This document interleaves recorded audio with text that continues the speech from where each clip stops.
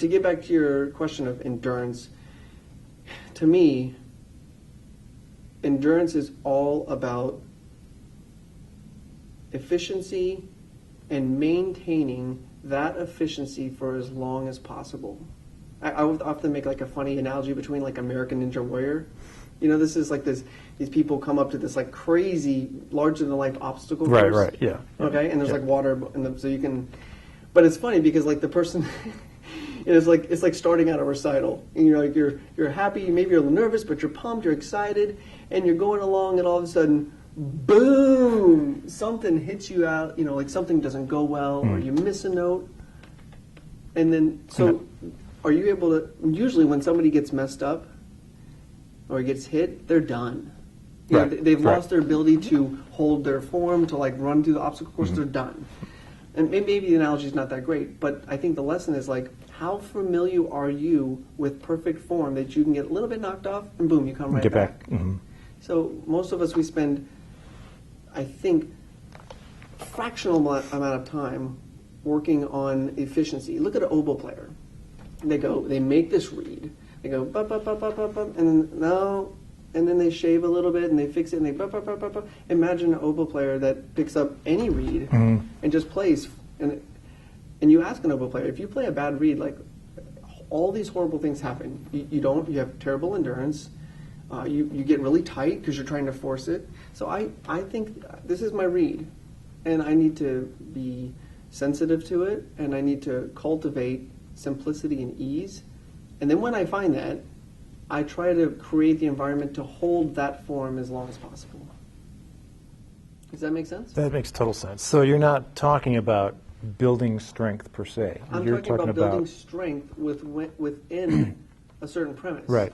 You know, I want to build strength to hold something that's easy. Right. I mean, yeah. That's a fascinating way of putting it, and that's something that I don't think. You know, I think brass players have always been sort of behind the curve when compared to our athletic brothers out there, and sisters. People that, if you're going to run a marathon, you don't go out and run marathons to train for a marathon. You figure out ways to acclimate your body to that task, whether it's throwing a discus or lifting weights or running. And I think for too many brass players, especially young ones, maybe without some guidance, and I think I certainly went through this, where it was just, if I just pound harder, it's eventually going to get stronger. And it took me a long time to finally figure out, no, there's an efficiency here that needs to improve. Right. And an ease that needs to be more easy to get to. Accessible. Yeah. Yeah. It makes me think of two things. One, if there's like a running analogy, you can say, and I love doing this in a lesson. Like I'll have a student like this, and then I'll stand up and I say, okay, tell me how to walk. And they look at me kind of funny at first. I'm like, no, I want you to describe to me, how do you walk? And they say, first thing they say is, okay, you stick out your foot. And so I stick out my foot. And they're like, now what? And they get stuck. Right. Because to walk, they think of feet. But no, that's not how you walk. The first thing you do when you walk is you lean. And then the feet follow you. Mm-hmm. That's efficiency. I don't put my lips in a place and like, okay, that's really inefficient. Imagine trying to walk without leaning. It's just not possible. Mm-hmm. So the leaning is the air. The chops are like the legs. Make them easily able to follow the air. Mm-hmm. I don't know if that makes sense. That's a great analogy. It's one I've never heard before, and that's terrific. And the other one is real quick. Is Chris Gecker he put together like an endurance routine, for recitals, and I remember he just had all these etudes. He was very systematic about it. There were like 5 etudes, maybe 5 or 6, and they were all really simple. Right. And it really challenged you to get endurance in the right places. Mm-hmm. Not to get. And I guess I'm like full of analogies, I guess, but it's like I feel like arm wrestling. When you arm wrestle and like if you're winning, everything is like benefiting you winning. And if you're like 55%, like you're going to win, you feel pretty confident, right. and things are all working for this. But the second that you get here, mm-hmm. you start employing anything possible to mm-hmm. whatever it takes, mm-hmm. and that's what rest is about. Mm-hmm. Like allowing yourself to remember what here, and and then learning to get everything to work in the right direction. So I guess that's the way I think. So the resting, are you maniacal about that? Do you say, okay, yesterday was a really hard day, I'm really going to force myself to... I try not to ever have a hard day. Like I try not to ever get to, I try never to get here. Gotcha, okay. You know, and of course, sometimes it happens, but in general, I think what allows me to be, what I hope to be I think is considered a consistent player, is that I never get to the point where I'm doing whatever it takes to get by. As I don't want to be surprised, I just want to be prepared and efficient. Okay. Let's take that, let's do one more discussion of just playing technique a little bit, just kind of extending from where we are. Articulation. Your legato playing is impeccable. It's a joy to listen to. Thanks. Again, I know how much work goes into that. What are you thinking about do you have a variety of tongue strokes that you work on? Is it all about imitating singers, or is it mouthpiece buzzing? I mean, what gets you there? What gets you that? Articulation? Yeah, articulation and the whole palette, the legato playing all the way through the most strident, sforzato type articulation. So, I mean, if I could just, what is articulation? If you tried to just describe what it is, well, you might say something like, it's the way that the lips respond to the air, right? Mm-hmm. I mean, right. If a lot of times, if somebody puts air over the lips and it goes, well, you would say you might have response problems, but what's your articulation going to be like if the first, half second of your air going over your lips is not even a sound? Mm-hmm. It's just, right. So that's sort of a glimpse into, I guess, how I think about articulation. If the chops respond on the size of like a, your pen, mm-hmm. At the front of if it's like buzz, then I have a lot more possibility of choosing what type of articulation I want, because it's responding when I want. So you haven't even talked about the tongue yet. The tongue has nothing to do with the quality of your articulation. It has to do with the character. Mm-hmm. And I think when people talk about articulation, they get confused about different types versus I'm going to play this however I can versus which way do I want. I'll say real quick that Hooten had me think about this in a different way, which I thought was really brilliant. So he would say, let's say you have 10 different types, for argument's sake, you have 10 different types of articulation, 1 to 10. And 1 would be the most perfect breath attack. Essentially, it's an articulation in the fact that it's just so subtle, it's just beautiful. Right. 10 is the air absolutely explodes, and you have the most emphatic left edge of a note. Right. And so what I learned in that is that for me, I still think that 0 or 1 is where you develop efficiency, and then number 10 is where you notice how tight you are. Okay. Because if you can go boom and hit it and then be relaxed, right. It's just such a glimpse into efficiency and how relaxed you are. And that's where I noticed that I was tense. But then it's, I don't know, I guess I started thinking really analytically about it. But I like that, I guess. So just to go down that thought process a little bit more. So if you can't, let's say you can do a really soft, beautiful breath attack. Now you can always add a little bit of tongue to change the character of that. But if you can't explode the air, or the body is sort of intuitively saying, don't do that, you're not going to like the result, well then you might need to explore again that you can maintain the form of simplistic vibration. Does that make sense? Yes. Yeah. Okay. So, yeah, I mean, when it comes to articulation, and maybe some people don't like that, maybe my articulations are a little bit more rounded or soft, but I tend to think, and Phil really inspired me with this, Phil Smith, is that I always heard in his articulation the beginning of sound. I never heard the stick on the drum. Right. I heard the drum. And so, I mean, the great timpani players probably would say they don't want you to hear the stick on the drum. Right. They Right. want you to hear the drum. sound. Yeah.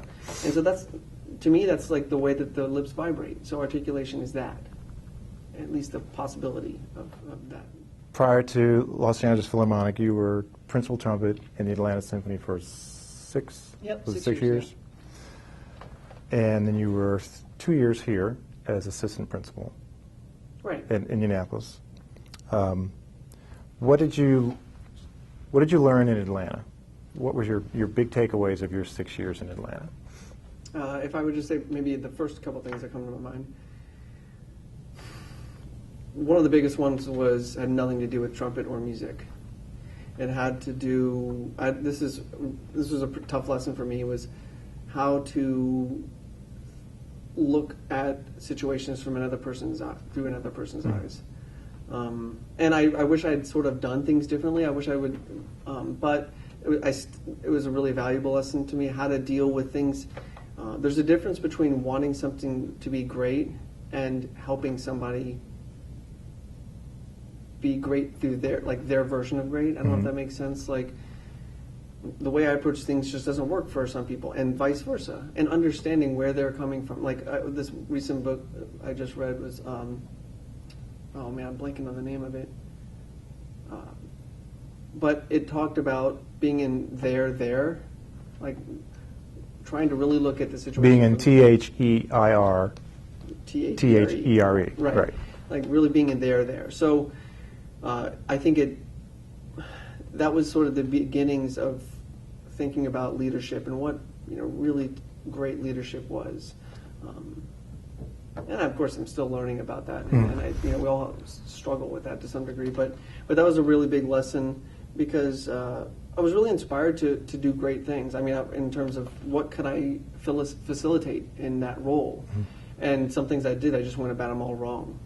Because I felt like I was justifying them through ideals, and that just people, and people just people have different ideals, right? Yeah, and people will look at you differently rather than saying in a sense like, how can we do this together? And so there's that.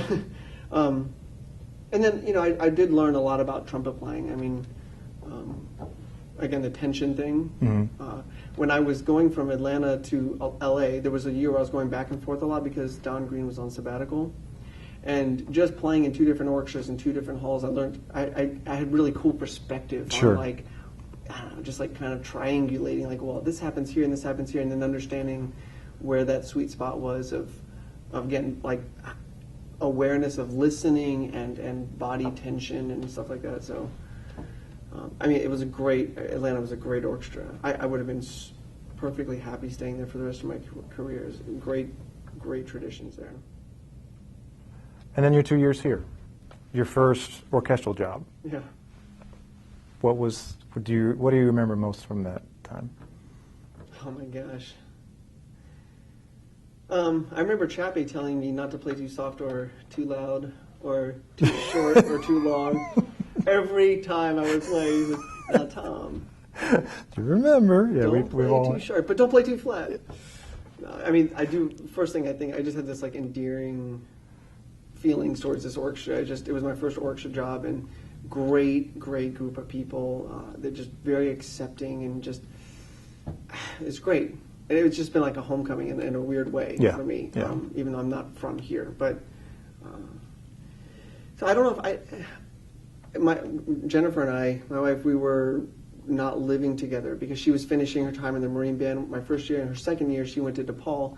So I had the opportunity to practice a lot, and I was taking lessons with John Hagstrom, and so I was sort of in hot pursuit of. I wasn't in hot pursuit of a job.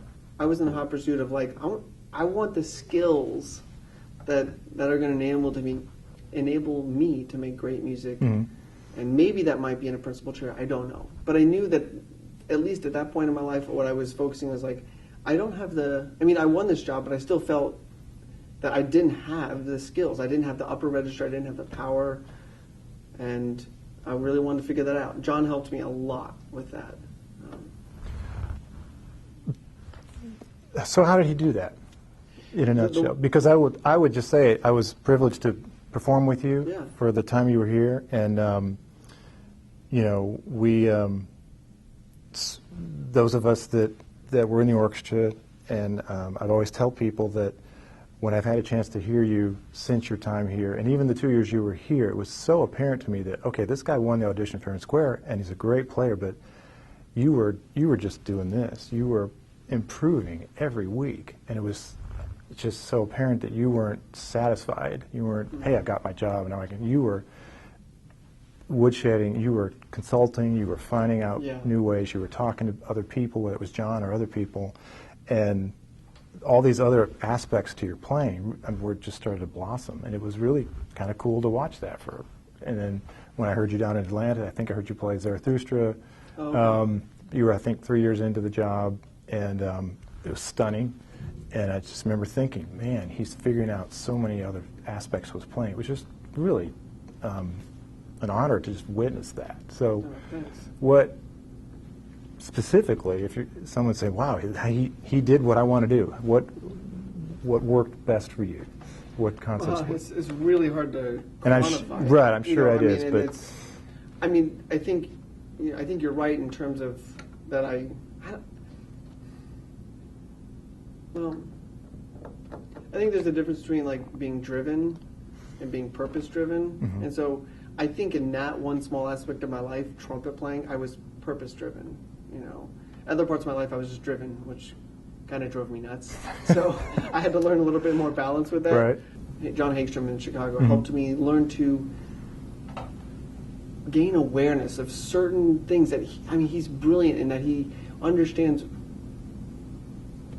what tools like Bud had, like some of the things that Bud could do, and in terms of color of sound and what that color and balance of sound, when you got it, what it meant, like what it sort of ensured. Like, so he would do like these exercises where I would play with a straight mute, get the mute to buzz like crazy, pull the mute out, and then keep the buzz. Okay. But while now having this vocal bottom to the sound, right? Stuff like that, and but you know, Dan, I don't really remember like some big epiphany. Sure. I mean, I just remember when John. I do remember when John showed me this exercise and he got my ear attuned to this energy in the sound. I remember coming home to this house I had over here on the east side and doing it 1 minute at a time. I would try to hold the buzz, like intensity in the sound, stop, rest, think, rest, again. I remember doing that for hundreds of individual minutes. So I think the thing I learned was like become an expert at simple. Fundamental qualities. And then that ensures you have to be honest with yourself.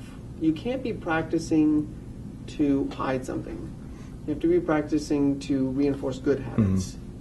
Right? I think a lot of times people will practice because they have something coming up and it's outside of them, or they can't do it yet, and so how can I do whatever it takes to get around this? That's a different place than like, how do all these things fit together in one simplistic approach? So I think it was that. And like when I won the job in Houston and Atlanta, Houston was the first audition, I was the most surprised one there, because I remember the personnel manager came out and none of the other candidates had come back yet, and he congratulated me like in private. And what? Are you kidding me? I don't know. I mean, I know it feels good for me to say that because. I mean, you didn't think you'd play that well, or you just? No, I had no idea what the competition was. Okay.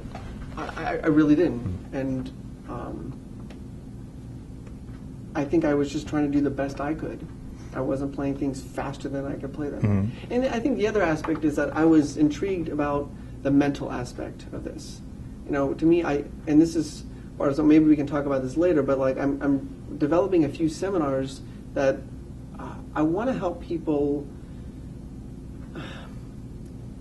It seems a tragedy that so many music students will practice for so long, so many hours, only when they get up to the audition or the performance to lose 50-60% of their skills because of nerves.